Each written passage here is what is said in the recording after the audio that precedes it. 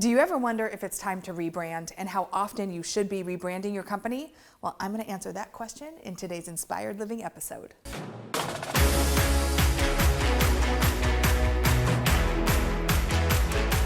All right, I love me some good branding. Pretty things make me happy. However, rebranding takes a lot of energy and a lot of money. So before you start rebranding and revamping your website, let's talk about what a brand is and when is the right time to consider rebranding your business. So a brand is not a logo, it's not your font, it's not your color scheme.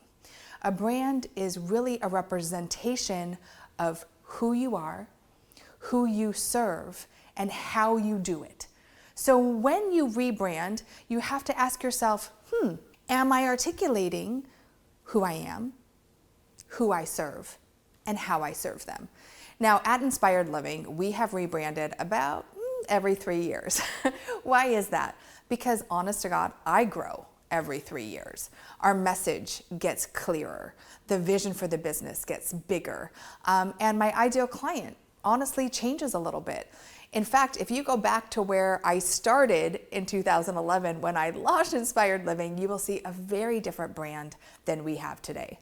Did you know that Apple has rebranded 3 times since its launch? Starbucks has rebranded 4 times. And believe it or not, Pepsi has retouched their brand over 11 times. So when do you know it's time to make a change in your branding? Well, first of all, if your story has changed, a brand should represent core values and it should represent a story. So if your story has changed, it might be time to rebrand so your ideal client understands the story you're trying to tell.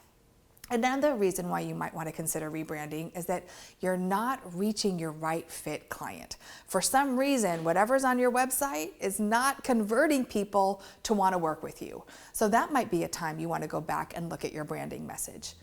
The third thing that usually signals a rebrand is maybe new leadership in your company, whether it's new ownership or a new executive team. That is also a time when companies usually take time to go in and figure out, is the brand in alignment with the team and where we're going with the leadership? And lastly, you want to look at, is my image out of date? Now, let's just be honest. Like what you did 3 to 5 years ago probably is not current today. So you want to ask yourself, am I representing not only where I am right now, but where I want to be? When I'm looking at our Inspired Living brand, I don't want to represent exactly where I am right now.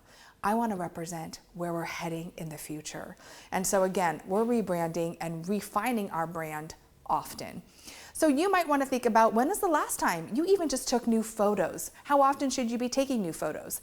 Believe it or not, at least once a year. Keri, what? I know, but look, between social media and website and landing pages and sales pages and ads and all the things, you need fresh photos on a regular basis. And if people are going to your website time and time again, you want to make it interesting. Your site should not be the same site every single year. You should be updating copy and images on a regular basis. So I want you to think about that. Like, when is the last time you updated your copy? Are you really speaking to your right fit client?